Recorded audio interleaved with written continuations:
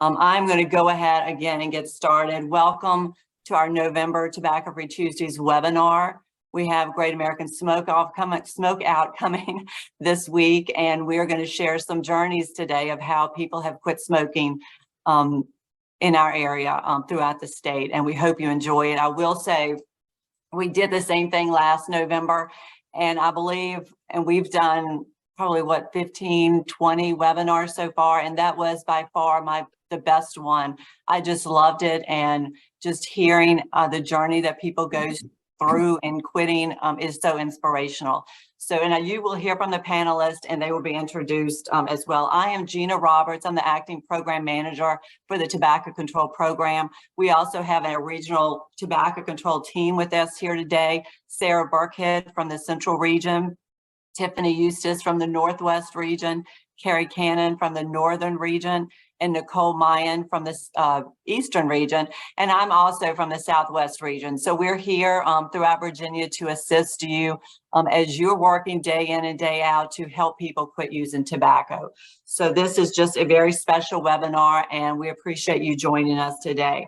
And I do want to also welcome Neely Dahl with us. She used to be with the Tobacco Control Program, and she's always family. She's always willing to help us whenever we need her to. And she's going to moderate this webinar this morning. And Neely has been a public health professional for over 20 years. She has had the opportunity to work in Belize, Haiti, Dominican Republic, and Vanuatu in the South Pacific. And correct me how I pronounce that, Neely, when you come on. Her passion for helping people live a tobacco-free life stems from her being a former tobacco user herself. So she was a smoker, and I always remember this about Neely. She just really relates to everyone and really works with where you are when you're trying to quit using tobacco. Neely arrived at the University of Virginia's Emily Currick Comprehensive Cancer Center's Tobacco Treatment Program after working with the Virginia Tobacco Control Program within the Blue Ridge Health Department. She currently is chair of the Tobacco Free Alliance of Virginia, a statewide coalition working on tobacco policy and prevention. So Neely has been around a long time, and she's been a tremendous help for this team, and will always kind of continue, I know, wherever she lands, doing amazing work. So Neely, I'm going to turn it over to you to introduce the panel this morning. Thank you so much. Great. Thank you so much for having me back to help facilitate it. I had the wonderful opportunity to sit and chat with each of our panelists today individually, and it was such a wonderful time to spend with you, each of you, and hear your story and journey. And I know that everybody on the webinar today, you're in for a treat. They're wonderful people, and so we're gonna kick it off by asking each of our former smokers to introduce themselves. And Michael, we're going to start with you, and we want you to say your name, the tobacco product you used, the age you started experimenting, and then the age that you became a daily smoker, and what motivated you to truly quit. And then I'll pass it on to Raymond, and then Rhonda, and then Akansha. Good morning, everyone. My name is Michael Gesme. The tobacco product I used were cigarettes, specifically Parliament Lights. The age I first started experimenting, my parents both smoked, so as a kid I was constantly exposed to secondhand smoke. I'm sure the fact that cigarettes were around the house played a big part in that. The first time I smoked a cigarette myself, I was 12. The first time I actually started using them on a daily basis, I would say I was 17, 18. And then what motivated me to finally quit? I would say the final nail in the coffin for me was COVID, and being worried about, being more likely to have adverse effects as COVID started to kick up in early 2020, really was finally for me why I was able to walk away from them. Thank you. Raymond. Yes, Ray Albertella. I started my first experiment, I must have been 11, 12, maybe 13. Growing up in the 50s in New York City was a wonderful experiment in life. So we had all the impetus, the Marlboro Man, the Philip Morris girls that look like a box of cigarettes with their legs tap dancing on the TV. But started smoking on a regular basis. I was 16, had just gone off to college. And finally, I guess the product was cigarettes, Chesterfields, because I used to sneak my dad's, and then Pall Malls and all these in Marlboro. Then I went to filters, thinking that would help. It didn't make any difference. And I guess the event that said, stop this stupid, was when my spinal surgeon said, I'm going to fuse those discs for you, but I ain't going to do it if you don't stop smoking. And so I had a choice, live the rest of my life in excruciating nerve pain or stop smoking. It wasn't too hard a choice. So as of today, it's 1 year, 1 week, and 1 day without a cigarette. So. Yay. Rhonda. Well, my name is Rhonda Hill. I started smoking or experimenting, I'd say around 17, 18. By 19, I had my own little brand. It was Benson and Hedges. By the age of 21, I was full-fledged Newport smoker, all behind the man. I changed brands. But I've gone through a lot as far as deciding to quit. My daughter was my first time quitting when I found out I was pregnant. I quit for about 2 years. So I knew I could do it. I knew it was doable. But then life, my mother took ill, my sister took ill. I was the caregiver to them both. I lost them both to pancreatic cancer. I myself have 5 autoimmune deficiencies, and 1 being lupus. I'm prone to blood clots. The smoking wasn't helping. And so it became a final decision for me. And plus my daughter asking me when I was going to stop smoking. Just, Rhonda, when are you going to stop smoking?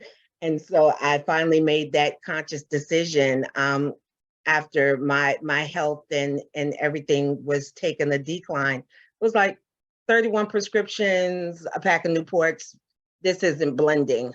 So I decided to quit, and it really helped having someone to support me with this program, like Crystal Seals, just having someone to check up on me with it, because I chose to do it without anything this time, but I was able to stop. So, and like Raymond, I'm a year strong. I don't know what day I stopped because I was taking it day by day. I didn't want to count days. So Crystal actually was the one who reminded me that it's been about a year. So yay, I've made it another year. So I think I'm going to keep going with it. Thank you.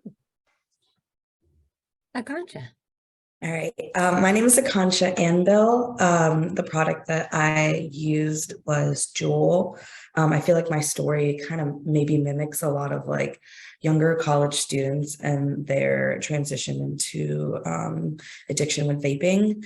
I think I started vaping, or I tried a Juul, I think when I was 17, it first came on like the market and it was more popular, and I tried it and I was so like, I remember being like, I don't like this. And then I got my own Juul, and then it kind of took off as like a habitual habit that I had. I think it started around when I was 18. So like literally the following year, and it lasted about 2.5 years. I think what motivated me to quit was definitely money. I was very broke at the time. I was a college student. I couldn't be shelling out money to be paying for those types of things. But another thing was like health, I guess, like my lack of appetite, what it was doing to my body overall, how I felt when I woke up in the morning. And I was really young, and I could already see in the little amount of time what it was doing to my body and effects to my lungs and my ability to truly breathe. I have asthma, so that was another thing. It kind of flared up, and again, I had to make that choice of whether I was going to say I was going to quit in a year from now, I could quit in 6 months from now, or I could just do it and try, and that's what I did. Congratulations. Congratulations to all of you. I think this, it's so wonderful. I know for me being a former smoker, when you can actually say I'm a former smoker, it's like a weight and an elephant off your back. There's a lot of changes in your life. So congratulations to each of you. And Akancha, you brought up a really good point. I think there's a lot of individuals out there that try e-cigarettes and vape products to help them quit smoking. And so my question is, on a Raymond, Michael, and Rhonda, did each of you, on a virtual show of hands, did you try e-cigarettes or vaping to quit on your journey? Michael did. Okay. Michael, share with me just a little bit, and Rhonda, share with me just briefly why it didn't work. Yeah, so I started with Juuls to stop smoking, and like Akansha said, the cost was prohibitive. You know, it's nice little dense packs, so you pop them in there and you're good, but the expense of it got to the point to where I went to a vape shop and ended up getting, you know, larger canister that you fill your own fluid, and my use, rather than tapering down, started to skyrocket because I went from a managed dose to where I was just, you know, constantly. So it was problematic for me to use that as a way to quit. Nice. And Rhonda, what was yours? I started with the first time with the e-pen. It was okay. I just didn't like, I'm an asthmatic, go figure. So it was a different kind of pull for me, and it would hit my chest harder than a regular cigarette. And it was killing me, as I would say it, to try to quit with it than without. And plus, it became, cigarettes was like a coping mechanism for me. I had this thing where I would say I'd rather blow it out than blow up, you know, so it was me taking that time to just go and deal with my emotions with a cigarette. So I had to learn how to actually, and I'm still learning how to deal with my emotions with life events without running to a cigarette. And so me with the vapes and everything, I still felt like I was using a crutch.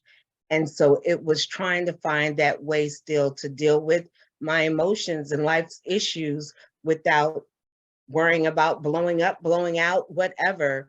And so, you know, this time I tried just taking those same breaths that I would take to inhale a cigarette and just breathe.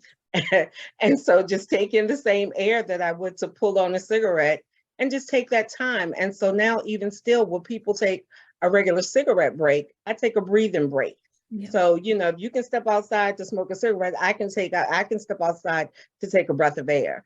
And so that's what I do now. I try to, I'm still mimicking that air and taking that breath because it's still a work in progress with me.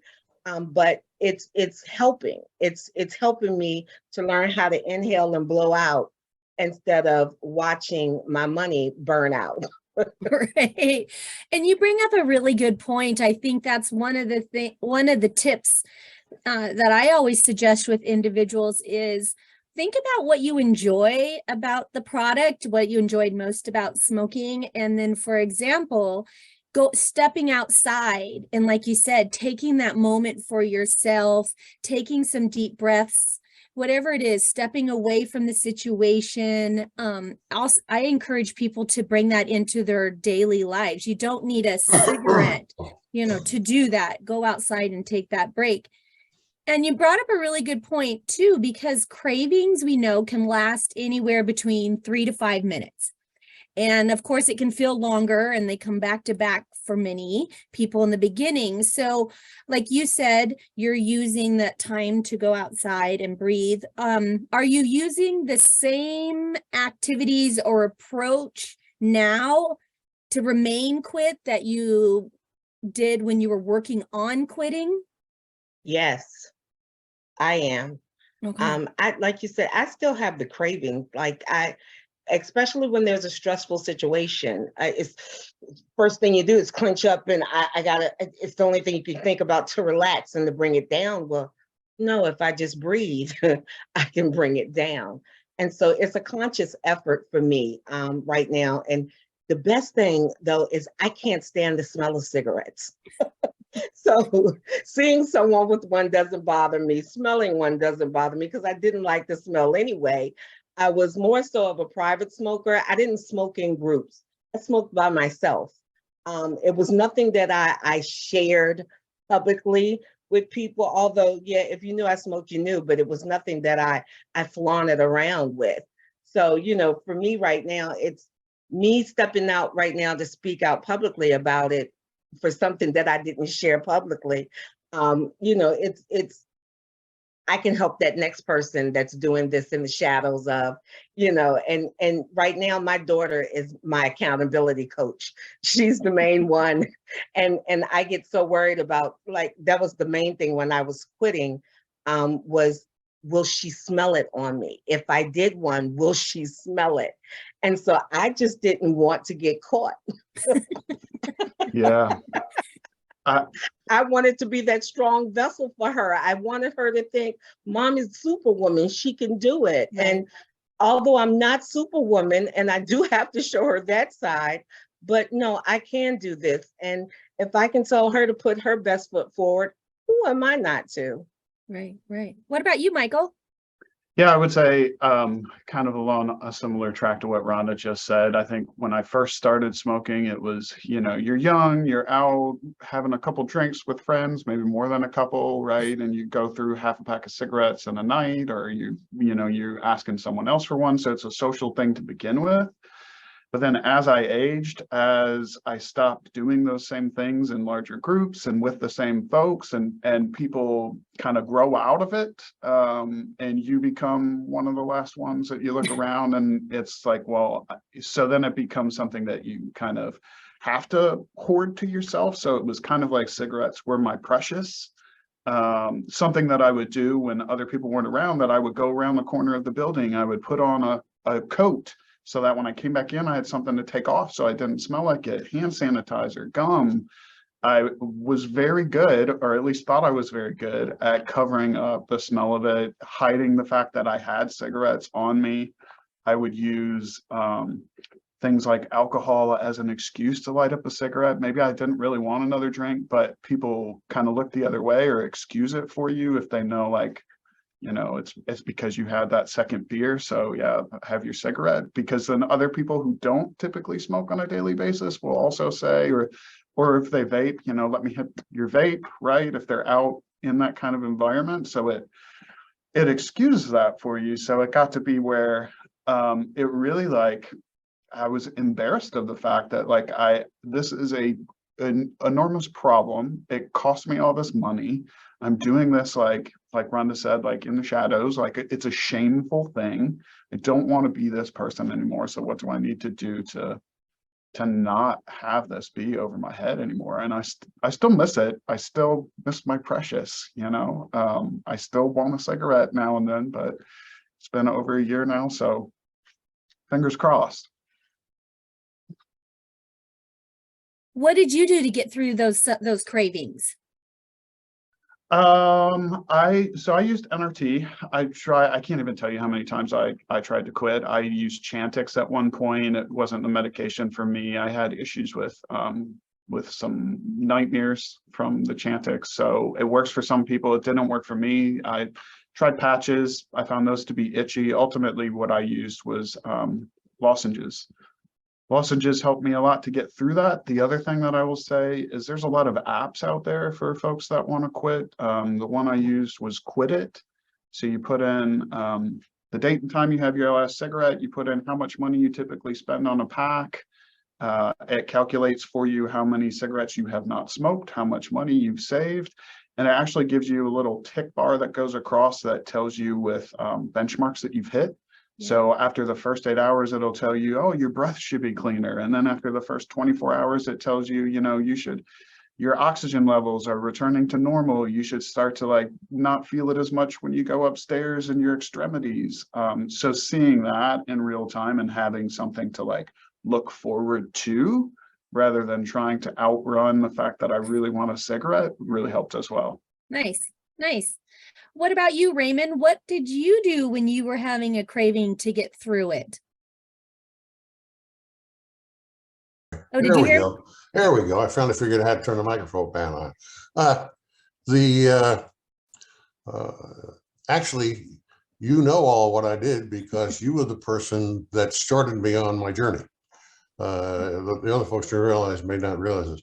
I had a neighbor who had some lung cancer problems, and he was talking to Neely's partner there at UEA. And when I told him, my surgeon said, no surgery unless you stop smoking. He said, well, you know, why don't you call these guys?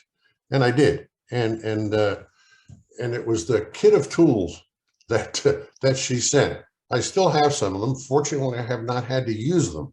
But for months now, I'll have the cravings just like everybody else will. Usually induced by some stressful situation, whether it's, is the new furniture arriving or not? You know, why did this one come broken? Or when will they come to take the trees down so I don't lose another 20 trees across my driveway in a snowstorm? Stuff like that. Or, oh my God, I've got this problem I got to see the doctor about. And that would do it. But as time has gone on, and I'm surprising myself, I'll get the craving and it's like, okay, do something to keep yourself busy.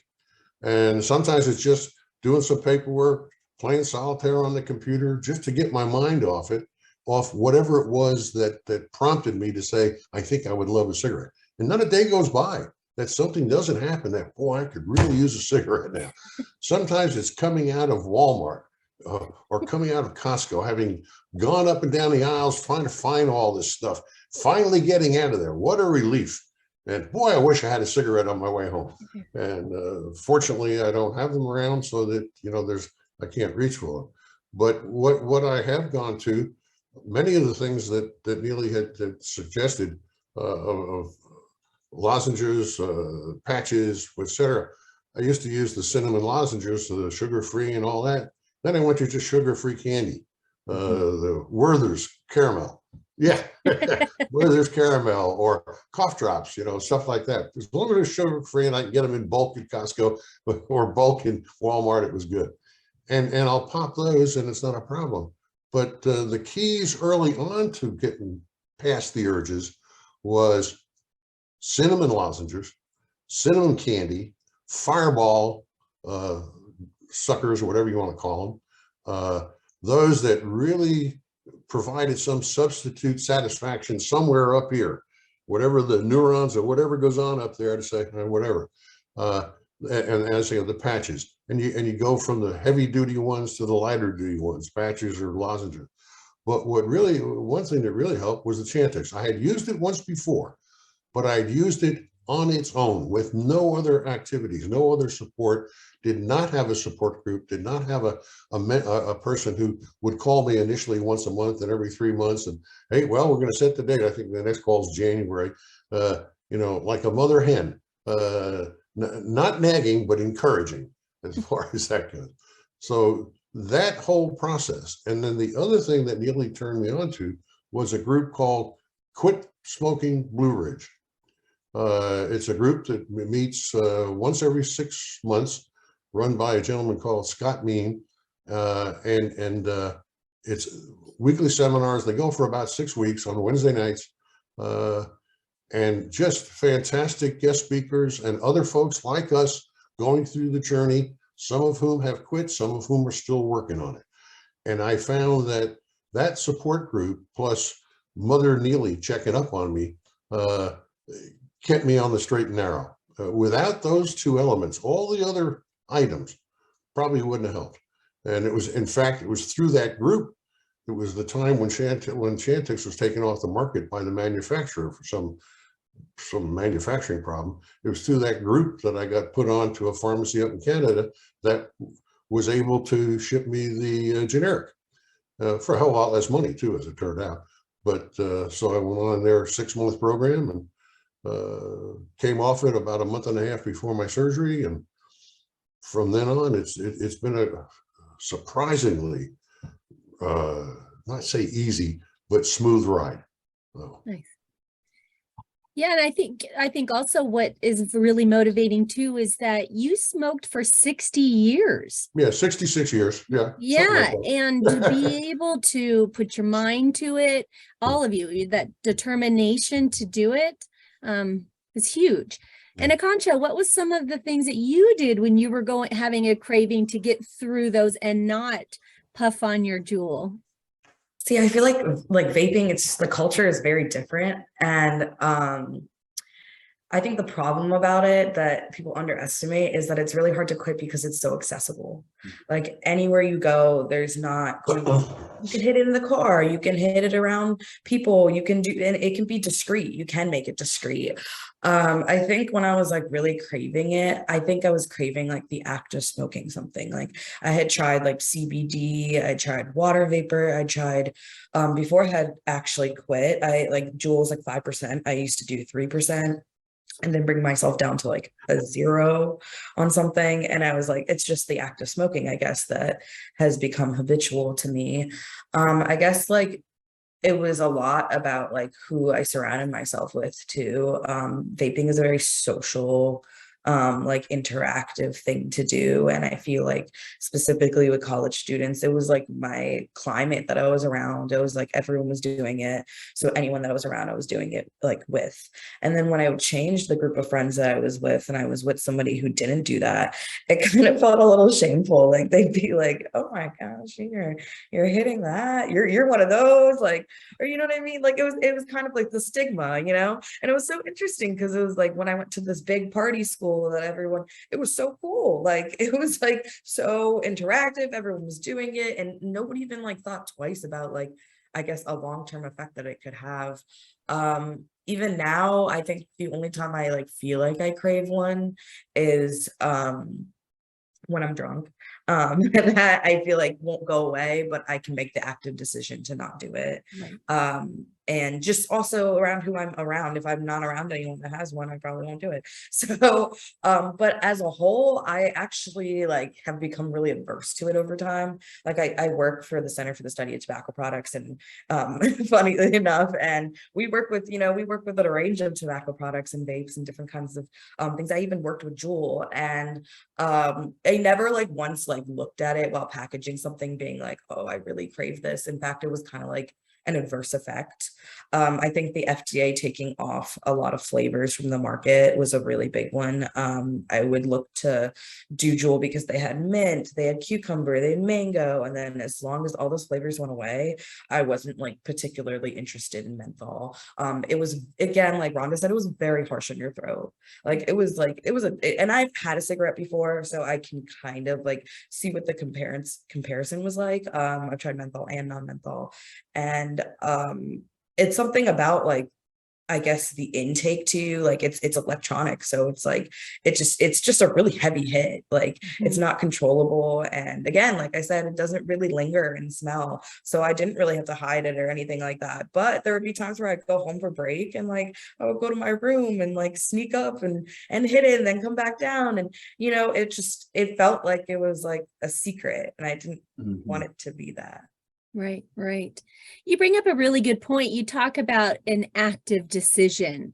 I think oftentimes, and please chime in here with my thought, that when you're starting to quit, and it's so important to be mindful of when and why you're smoking, and just being able to identify the reasons, because oftentimes stress is never going to go away.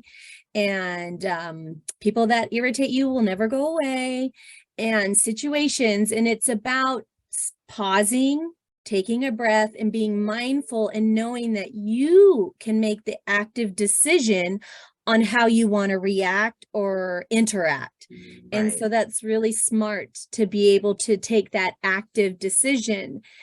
And then tying in, when you were on your quit journey, before you quit, how did your family and friends support you?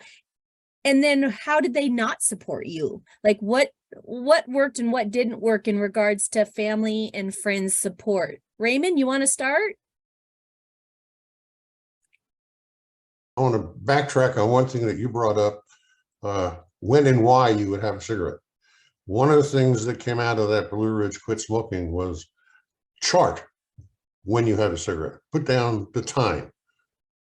What caused you to have it? What were you doing at the time? And then try to identify those things as those triggers and try to avoid those triggers if it wasn't stress or some external trigger, as far as that goes. I just want to share that. Yeah. As far as family, I didn't push the fact that I was trying to quit. Sounds sort of selfish, but within the program that Neely runs and Quit Smoking Blue Ridge, there's always been the freedom to fail. Not a problem. If you wound up having a cigarette after you've been off for a while, it wasn't, oh, bad boy, oh, you got to try harder. It was just good, honest, warm, loving encouragement. And I had the feeling that family wouldn't respond that way sometimes. I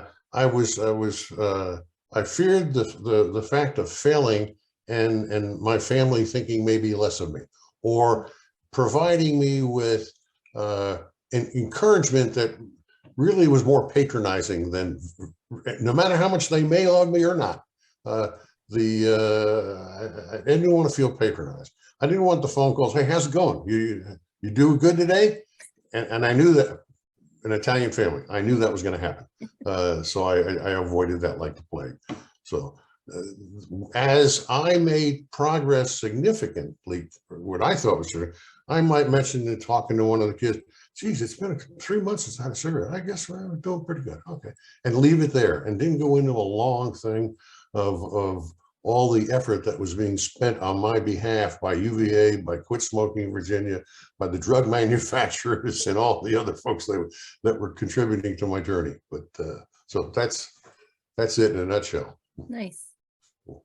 Michael, Rhonda? I mean, yeah, I will say I didn't have any support really other than myself quitting, because I think it's there's more than one thing that plays into that. The first one being that I found when people would tell me to quit, the more folks would try to talk me into it or play that supportive role, the more I would pull back from that, and it would just cause me not to let them know, right, that I'm still smoking cigarettes. It's okay, appreciate it, Right. thanks, but then I'm still gonna have my cigarette when you're not here.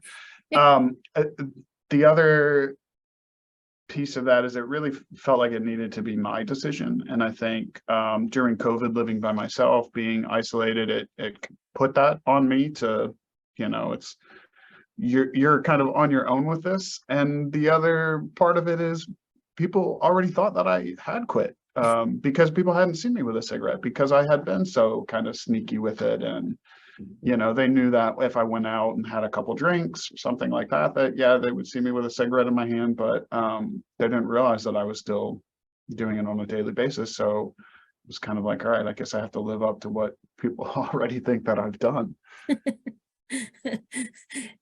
I actually said it out loud.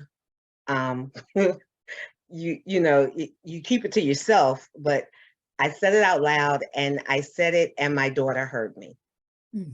I'm going to quit. And so when I said it out loud, my voice was heard, but it wasn't just heard by her. It was heard by her dad, whom doesn't smoke. I'm the only one here that was smoking. I never smoked in my house because I didn't want my house to smell like it. So it was saying it out loud, just putting a voice to my action and having to stand behind my word. I didn't choose a day. I chose not to buy another pack. And so I didn't break the pack up. Nope, I smoked my whole pack until they were gone. And then that's when, out of the blue, I felt like it was a sign from God. He heard me too, because then Crystal calls and she tells me about this program. And she wants to give me a call every week and check to see if I've had a cigarette. So then here's this other person checking in to see if I'm sticking to that word. And so I have all of these people now to hold me accountable who aren't my mom. I lost her. Who is it? My sister. I lost her. My grandparents are gone. So my family is who I've surrounded myself with. And my family is who I verbalized this to, and I said it out loud. And again, my daughter is 11, and she loves to say, "What's that smell?" I smell something. And so she knows what a cigarette smells like. And I just didn't, like Michael said, I didn't want to get caught. I didn't want to have to see, am I masking this? Can she smell this? Will they smell this? I don't, and so, yeah, I wanted them to be proud of me. I wanted everyone to say, "You're doing a great job," but they didn't have to. Them being, and my daughter would come in and just give me these hugs, and I can tell she was checking the smell, but I loved that hug, and I loved her trying to hold on even longer because mommy smelled good, and so, it was those little things like that that I sort of held on to. I loved her holding on to me and not wanting to let go. I loved that he didn't have to keep asking me, "So you smoking again?" And so, okay, we don't have that. And I also like going back to my doctors, whom I still have all of these prescriptions for, but I can say now, I'm working in conjunction with you in this plan, and this is my active effort besides taking all of these prescriptions that you say I need. I'm going to get rid of this thing I know I don't need, that I feel like I'm fighting against you and your plan for, and be active in what I wanted for myself. And my health for my daughter and my sake are what I'm living for now. Nice. Thank you. Akansha, did you want to add anything on that? Yeah, I go off a lot of like, especially what Raymond said, where he was like, little strides weren't given as much credit as like it was for me to get there. Like if I hadn't vaped in like 2 days, like no one would look at that as like an accomplishment, at least around my family and friends. Family wise, I mean, like they didn't really even know I used a Juul until like one day at like a football game. I think I like just had it out, and my dad asked me if he could hit it, and he ended up being like kind of like the encourager, and my mom was just like, she was like, "That's not yours, right?" And I was like, friends. And I guess like it wasn't like a really serious follow-up, like even after I had told her, I was like, I haven't hit this in a year, and she was like kind of like, "Okay, and you're not supposed to." And it's more than that. It's like that if you're not there, if you've never been there, then you don't really know what it's like to have to quit. You don't really know what that struggle is, that internal battle, that you driving out at 3 a.m. in the middle of the night to try to go get something. Like it's a real addiction. And that's something that like I feel like the stigma behind this has been always like negatively put down because of all because they think that there's greater addictions out there. Like even then when we have people come into this lab, they tell us that we're addicted to this and this, and they beat it all, but they could never beat nicotine and tobacco. That was their hardest thing to give up.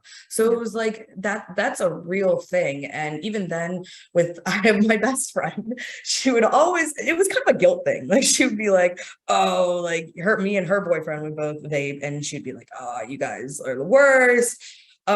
Now at this very age, she's 3 years into vaping herself. She picked up the habit, and she's doing it. I give her little spiels every once in a while, not to guilt her, but just to be like, I know that it's hard, and you can tell me you're going to quit a year from now. That's okay. But like, just know, like, you're going to keep giving yourself that excuse. A year from now, you're going to keep saying another year, and then it's going to be 7 years, and then you're going to still be doing it. She's a nurse, so she knows all the health Right. that go into it. No one, and it's like we all do. Like if you ask me, like, "Oh, is it healthy for you?" No. Like I used to put like really unhealthy things in my body. It was college, but it's more about, again, it's not even any of that. It could be stress, it could be all these things, but it's really, again, that addiction component that you have in there.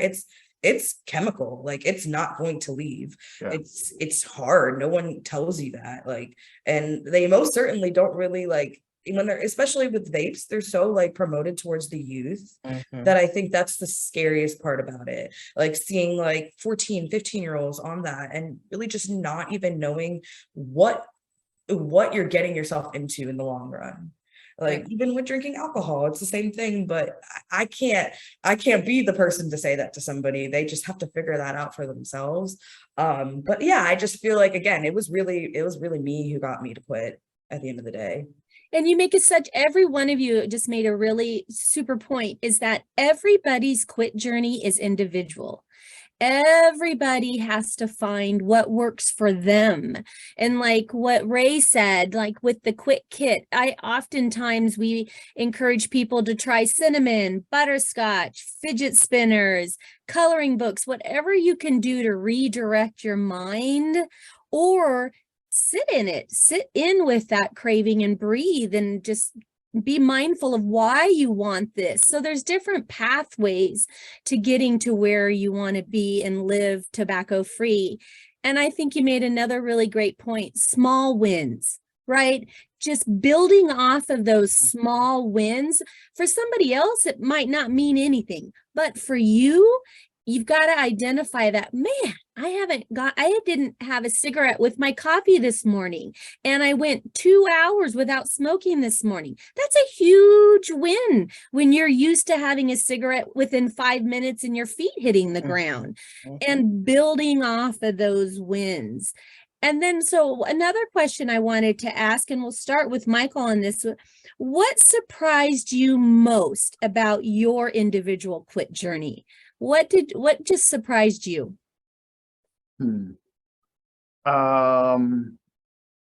What surprised me the most? I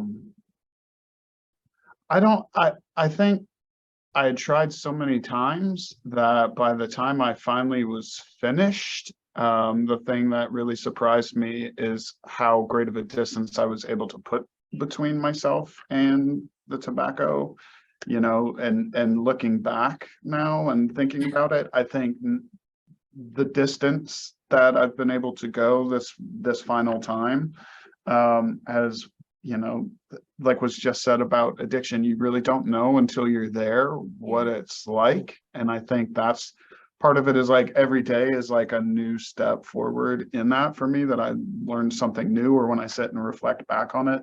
I think something Raymond was saying earlier about like when the cravings come and go, early on, and I think this is part of the addiction to tobacco or to any addiction, is when you don't have it, right? Like after you smoke that last cigarette and the pack is empty, is when I felt like I needed a cigarette more than any other time, was when they were gone, right? When they're not there anymore. I could have just smoked 2 cigarettes back to back, but the pack's empty. I've got to go get one, and you obsess over it, and it's got to get cigarettes, got to get cigarettes, got to, like, let me get the keys, let me get my wallet, I got to go, I have to have these cigarettes. And now that I've been through it, right, and now I'm kind of on the other side with still these cravings, but now when the cravings come, it's not, it'll pop into my head and I'll think, well, now is the time when I would have had a cigarette, or it'd be nice to have a cigarette right now. But that thought comes and then it goes. It doesn't come and then sit with me, and I obsess over the fact that I've got to go find a cigarette. Do you have a cigarette? Can I bum one of those cigarettes? Where's the closest gas station? That doesn't happen anymore. So it comes, I think about it, I analyze it, and then I let it go and I pop my Tic Tac. So I think that's been the most surprising thing to me, is just how my perspective of it has changed, and how much I can correlate it not just to tobacco addiction, but to other addictions in general, of how those addictions grow and develop, and how difficult it is to get past them. Nice, thank you. Rhonda, what surprised you most on your quit journey? That I didn't kill my daughter.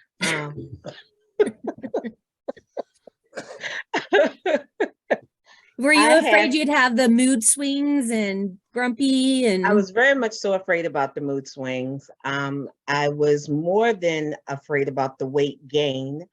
I had just lost 100 pounds. My thing was I didn't want to set back in that. That was hard. Quitting smoking, I didn't realize how much you lost the taste of food. And so, in cooking, I started tasting food again. And it was, oh God, I can taste food. And so just trying to find control over, I'm getting rid of one addiction. I didn't want to fall back into another. And so just having to stay conscious of it, I thought that I would get irritated a whole lot more. I didn't. Taking those breaths, learning how to meditate on just the simple time of having 10 minutes to myself, not running outside in 25-degree weather in the rain to try to go smoke. It surprised me what I was doing to smoke. So it even more so surprised me to find that I didn't have to go through those efforts to quit. And it was, for me, taking the time to actually take in those same breaths again that I would for that cigarette, to take in that breath, to think freely for myself. Nice, nice. What about you, Raymond? What surprised you on your journey? Well, I think that what surprised me most was that once my surgery was completed and I finished rehab and PT and follow-up visits that said the bone grafts are healing good, you're in good shape, they didn't go right back to it. I had the motivation to be able to get the surgery. But once that was done and successful, it was a case of, what for now? Right. And then you look at a coloring book that comes in the Quit Kit and you try to color a giraffe. You never realized how many different spots of color that damn giraffe had until you look up online and say, what is the real color of a giraffe? And you say, well, yeah, you start doing that and all of a sudden you don't need that cigarette anymore. Thank you, Neely. But the other factor was that the supportive factor was at that point in time, or up to that point in time, whenever there was a social event or family gathering, I was the only one in the whole group that smoked. So it came time, I had to go outside and I would miss part of the conversation and the interfacing with friends and family. And all of a sudden I realized, hey, I don't have to go outside anymore. I can sit here and enjoy the conversation. And I guess a big one was my oldest daughter got married last month ago, and I went out to Kansas City for the wedding, and it was wonderful.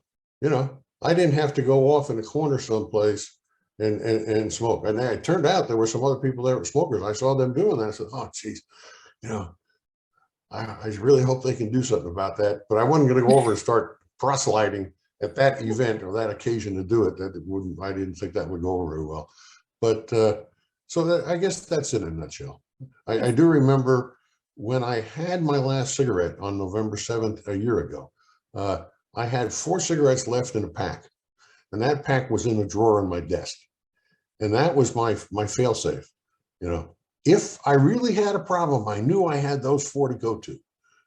And I mentioned it to my brothers. Oh, you got to get rid of them. Okay. I just threw them away, John, lied through my teeth, and I left them there.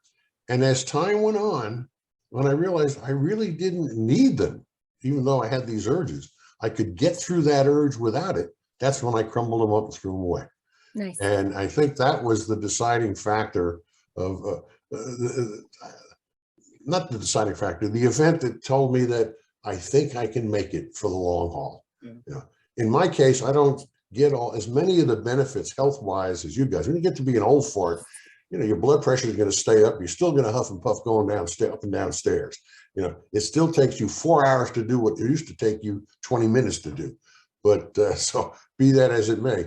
But nonetheless, my doc tells me I might be around a little bit longer to drive people nuts. So what the hell? Akanksha, what about you? Your journey was a different product, but a lot of the same emotional ties and physical ties to it. What surprised you?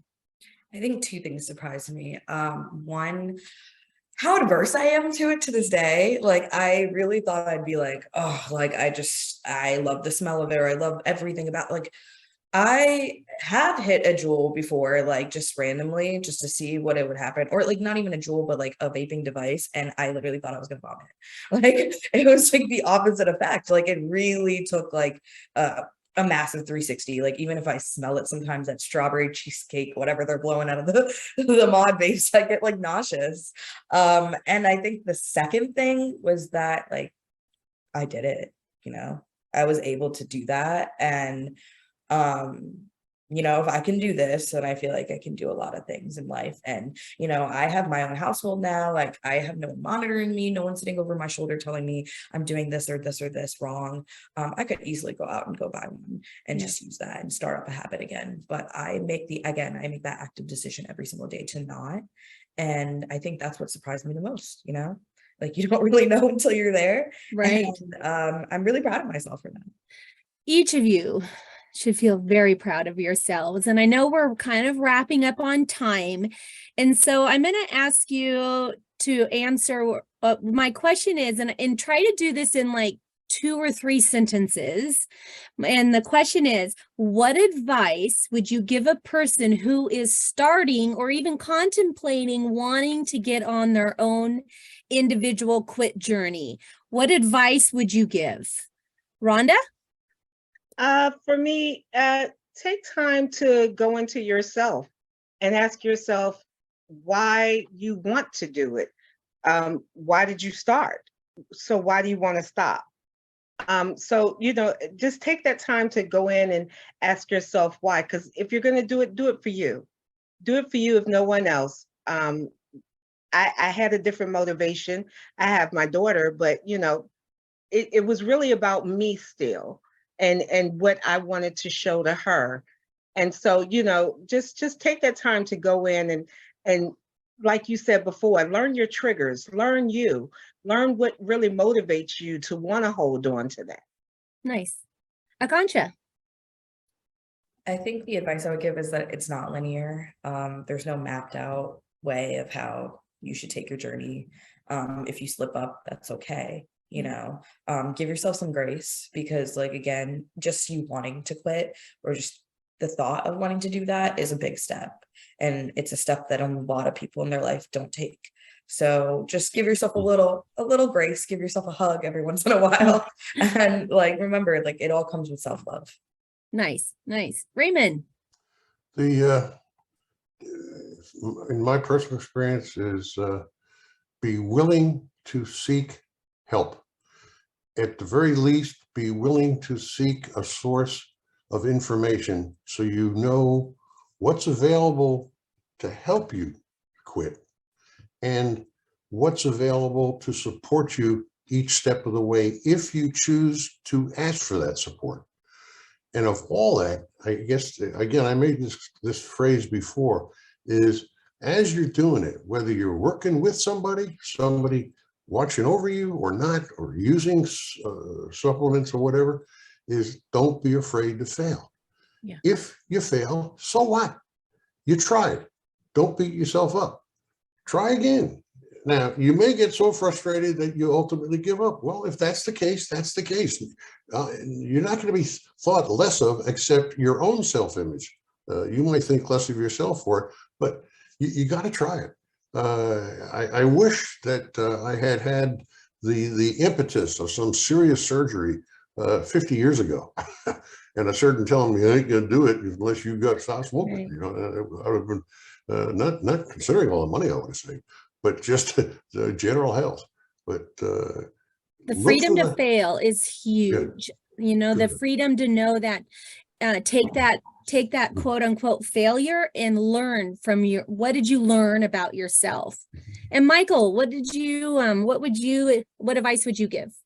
Yeah, so I would say, number one, talk to as many different people as you can that have already successfully quit, because like was just said, the path is very different for everyone. So the more you're able to hear from different folks, the more you're able to figure out what your options are. The other thing I would say is find an evidence-based cessation program. whether you participate in it or just use it for information and connection to resources and figuring out what different options you've got, even if you don't ever sit down and have a formalized coaching session with someone or talk to a therapist, the evidence-based approach is it works. These things work. You know, the success rates are what they are for a reason. So I would say look into those as well. Thank you. Well, we're down to the last couple minutes. I just think everybody give Akansha, Raymond, Michael, and Rhonda a round of applause for your commitment to yourself and sharing your story. It's so motivating, and I so appreciate each of you. And if anybody has questions about the Quit Smoking Blue Ridge, we can get you that information. We do have a handout with a wide variety of quit apps. Thank you, everybody. And I'll hand it over to Gina to close it out. Thank you, Neely, for moderating this wonderful webinar. And I just want to say a final thank you to Akansha, Rhonda, Michael, Raymond. Each of your stories, I think, touched all of us because they were, as I think Neely mentioned, and several people in the chat, they're all your individual journeys. And I could pull apart so much from each of your stories. I mean, Raymond, when you said be willing to seek help, there's definitely help out there, and we're here, and that's why we do what we do here in Virginia with the tobacco control program, is to help people quit smoking. So what you've told us, you know, I think Akansha, you may have said it's a real addiction, right? This is a real addiction, and it's something that we all have to work together to do, whether you know, whether you do it with coaching like Raymond or Rhonda with her daughter, spurring her on, or Raymond having his mom Neely help him, or like Michael by himself, you know, just really pushing him to do it. Your journeys are so special and so inspirational. So thank you for being vulnerable, being willing to share, and being willing to help us understand, because I think someone said it, you know, you really don't know if you've never been a smoker what that addiction is like. So we need to hear it. If we need to help everyone in Virginia to know that too, and to learn from that. So again, thank you. Everyone, enjoy this week. Again, Great American Smokeout is coming up Thursday. I hope you're doing something really special to get out in your communities and to celebrate it. We are having our December webinar, December 20th from 10 o'clock till 11. We're doing something a little bit different. We're having a virtual holiday party. I'm not quite sure how that's going to turn out, but please join us. And I think we're going to have a lot of fun that day. So again, enjoy your Thanksgiving that's coming up. Be thankful. And again, I'm just very thankful for the group we have on this webinar today. Enjoy your day, and I will say goodbye.